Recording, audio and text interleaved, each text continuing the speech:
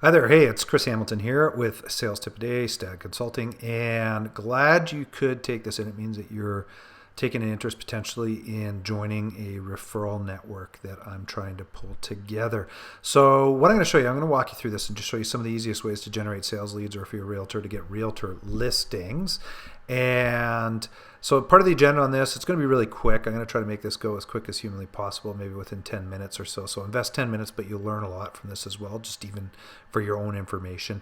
I'm going to show you the easiest way to get sales leads. I'm going to show you how to get up to 15 times more sales leads and show you how to get other people to give you sales leads. So one of the things we look at, this is specific to realtors, but 73% of people said they would use the same realtor again, yet only 25 did, which means that a realtor is missing out on about 48% of sales on average. So that's a huge missed opportunity. Almost 50% of people that sell their homes that had used them before would use them again, but they're just missing out on these opportunities. So I'm going to teach you a secret that helps you generate more sales leads or generate more home listings for realtors. So what you look at is 6 months prior to a move and 6 months after a move, there are more purchases done than at any other time that a homeowner owns a home. So this is an aggregate of homeowners, and this comes from a piece of information that Canada Post put out a few years ago called Mover Behavior in Canada. So you have about a 12-month window of opportunity to generate or get a lot of potential business. So how much? Well, for example, if you take a look at renovations, 29% of people who are moving, usually 6 months before, 0 to 6 months beforehand, will be doing some form of renovation or a repair on their home. Afterwards, 44% typically are going to be doing something in that area as well. So, furnace, you take a look, there's a lot of replacements before, but specifically after flooring, there's a ton of activity that goes on. Furniture purchases, before and after, same sort of thing. And home electronics and major appliances. These are just some of the stuff that I was taking a look at where money was being spent on purchases. So the other thing too is that I looked at some stats from the National Association of Home Builders, and they talked about the increase in spend that happens when someone moves or is looking to move to a house. And the percentage increase spend is astronomical. So for outside additions, for example, at any given time compared to what goes on, within that kind of 12-month window, either before or after, the increase in spend goes up about 668% more than average. And you can kind of go through and take a look at the different ones that you're looking at here. But there's golden opportunities. And I'll tell you what, if I ran a window covering or blind company, I would be getting close to every single realtor that I could find, because the spend on window coverings goes up almost 2,400% within that time frame. So huge opportunities for you. Now, the thing is you got to be able to leverage those opportunities or find those opportunities. So that 1 year is a golden opportunity for anyone who supplies these products or services. And if you look at it, so if a household item purchases happen most within 6 months before a move or after a move, then this is a trigger event that could drive tons of sales for different services and product providers. So why not take advantage of this and start a referral network? So I'm looking at starting a referral network with a bunch of different people in different industries. And the way I'm going to set it up is it's going to be one person per industry. So there'll be one roofer, there will be one landscaper, there will be one mover, one whatever. There'll only be one. There won't be multiples in this thing. Now, why do you want to do referrals? Well, I'll tell you what, 91% of customers will give referrals, yet only 11% of salespeople ask. So I'll tell you what, there's a huge discrepancy there. So there's a great opportunity for you to generate tons of referrals amongst a group. 65% of new business comes from referrals, and you can go through and look at a lot of this stuff. But some of the bigger ones are going to be that leads typically, that come from referrals close higher. Normal leads close about 25 to 35%. Referrals close at almost double that amount. Referred customers spend up to 14% more on average. Referrals are responsible for 20 to 50% of all sales. So if you're not getting 20 to 50% of your business from referrals, then you're doing something wrong, obviously. Customers that you acquire via word of mouth or referrals spend 2 times more and usually give twice as many referrals.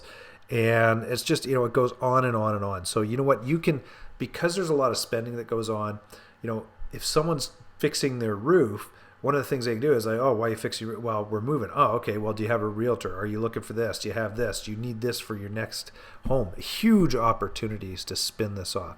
So like I say, so based on these statistics, if 65% of all new business comes from referral and referred prospects close at double the rate, 50% versus 25%, and spend more money, why aren't you in a referral network? You'd ridiculous not to be in something like this.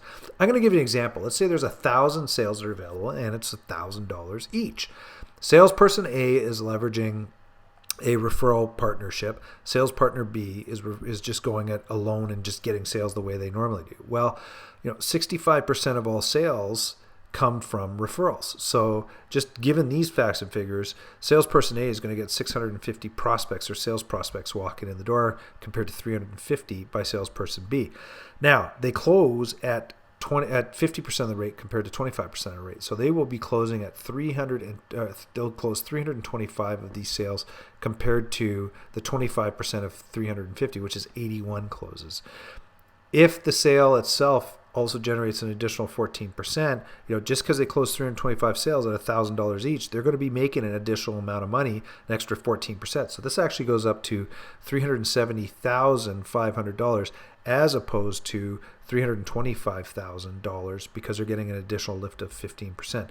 Flip side to this is, these guys are only going to get $1,000, so it's $81,000. That is 4.6 times more revenue just by following a referral process.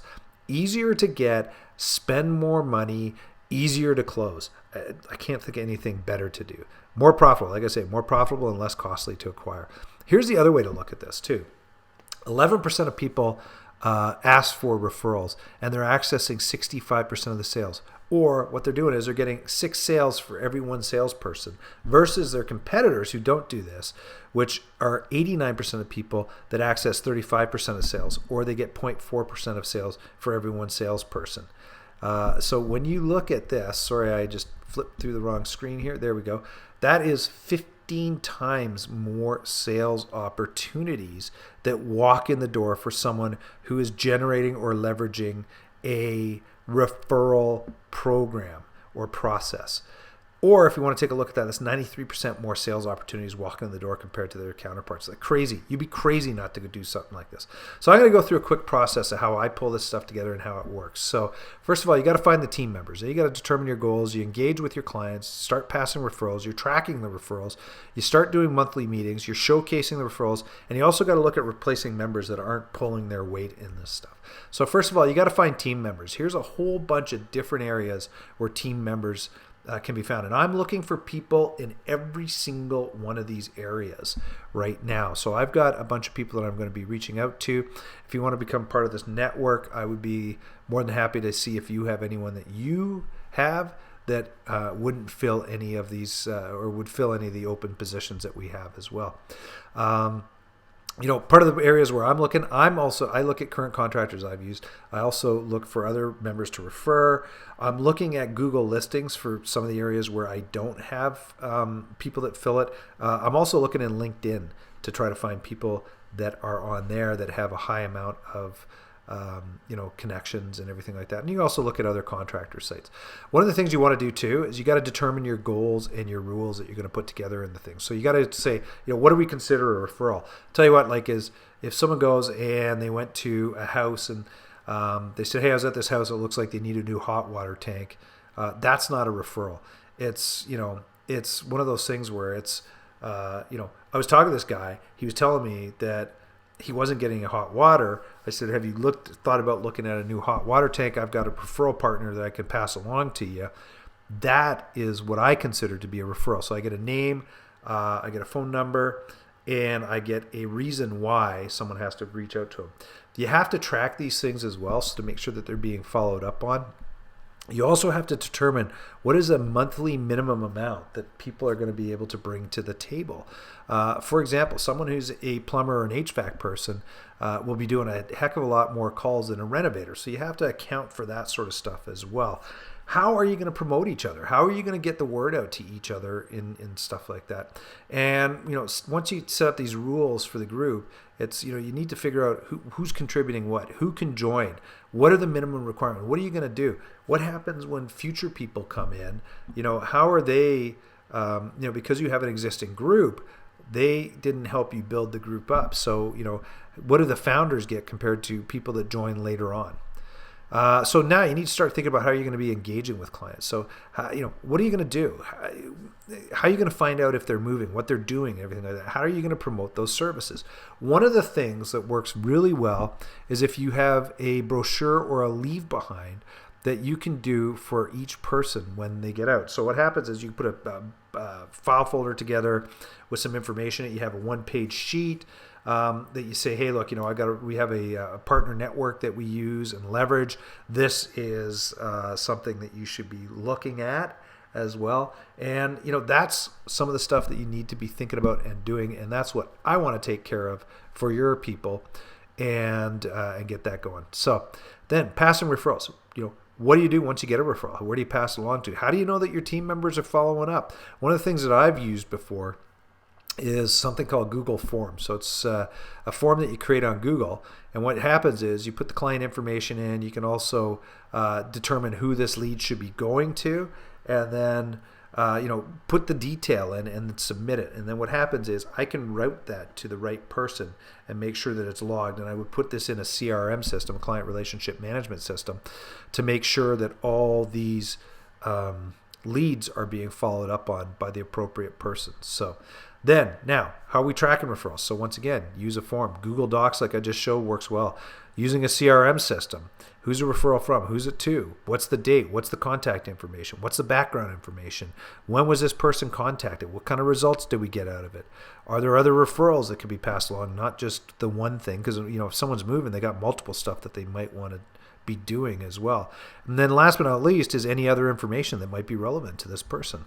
So one of the things that we could do is what I do is I take Google Docs and I put them into a system like Insightly, which is a CRM system, so that these things get tracked. The other thing too is we could put that information into an email marketing system like MailChimp, so that not only do you do this once, but we send out a weekly or monthly email with any kind of specials or offers that can be done for individuals, so that you can get repeat business going on a regular basis. I mean, one of the things you need to look at is, for example, if you're a mortgage broker, I believe people renegotiate their mortgages every 2 years or every 4 years, somewhere in that range. So, you have to keep in front of these people. But, for you to keep in front of them might be might be tough, might be a lot of effort for you to do that. Why not allow me to work as a group and put your name and everything out in front of these individuals that we've built up over a period of time, so that you can get additional sales later on. Now, the other thing I always suggest is do a monthly meeting. Make sure that you stay in contact with everyone, and this allows you to network and also showcase some of the results. Same thing, you can also get together and ask people, hey, I passed this lead along to you, where we're at with this thing. What's going on? Is this person doing something? Because you should be following up with people that have you've gotten referrals from, so that they know exactly what's going on as well. The other thing you want to do is you want to showcase referrals. You want to show people, hey, where this is working, why did it work, what's the scoop, and how did it actually come together. So in that case, you could do that via email, you could do that at monthly meetings, whatever it is. But you know what? You should be showcasing where referrals have worked well, so that people that may not, be giving that many referrals understands, hey, it works. I need to start stepping up and actually doing this on a more consistent basis. The other thing you really seriously need to think about is replacing members. So, some people are takers, some people are givers. There's a healthy balance between give and take. And if a member is doing nothing but taking referrals but not passing anything back, then they're really of no value to a group. So, you need to start thinking about how you're going to be replacing these members, and do you do this yourself? Do you put it up in a group vote or anything like that? And that's something part of the process that I would handle for everyone as well. So here's the golden rules for referrals. Make sure that you're giving referrals. Let everyone know what you do. Let people know what to look for, so that they know when to pass a referral to you. Follow up with people that give you the referrals, and you need to you get referrals from your referrals that you've given it as well. So there you go. If you're interested, reach out to me. Phone me, 403-630-1243. You can also reach me at chris@salestipaday.com. And what I'll do is I will give you some more information. One of the things I am going to say is that there is going to be a monthly cost associated with this, because there is manpower to actually manage this whole process and everything like that. Not going to be astronomically high or anything like that. But it is part of your marketing, and one of the best ways to do marketing, and it's a process that can be managed and dealt with very well. So there you go. And once again, reach out to me if you're interested, and we'll go from there.